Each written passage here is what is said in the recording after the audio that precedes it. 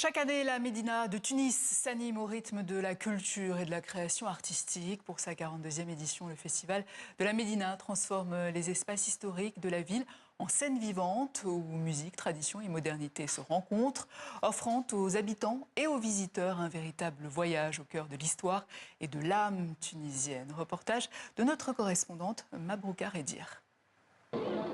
Pendant plus de 3 semaines, chaque ruelle de la Médina se transforme en scène vivante. Ce soir-là, la chanteuse Amel Zdiri retrouve son public pour un spectacle qui mêle chant lyrique, sonorités orientales et piano contemporain, offrant un pont entre passé et présent.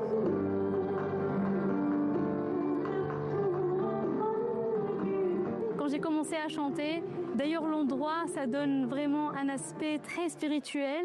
Et du coup, j'étais vraiment dans un autre monde et c'était vraiment énorme. Je me suis sentie justement dans un cadre hors la réalité. Je ne sais pas si on peut dire ça, mais oui.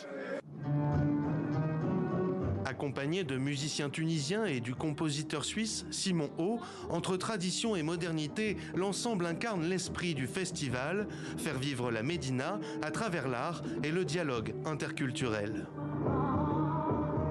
J'ai trop aimé le spectacle.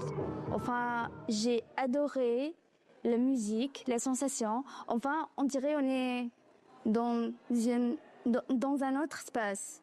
L'espace, il est tellement magnifique. Il va absolument avec le vibe. Et Amel, elle était formidable. Depuis sa création, le Festival de la Médina est devenu un rendez-vous incontournable du Ramadan. Le festival a été créé justement pour mettre en valeur la Médina et les lieux qui existent dans la Médina, c'est-à-dire les Dars, qui sont les grandes maisons de la Médina de Tunis.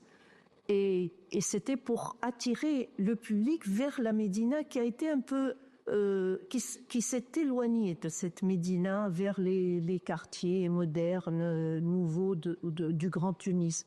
À travers 30 représentations allant de la musique classique au chant traditionnel, les espaces historiques de la ville de Tunis se trouvent ainsi réinvestis le temps du festival jusqu'au 15 mars prochain.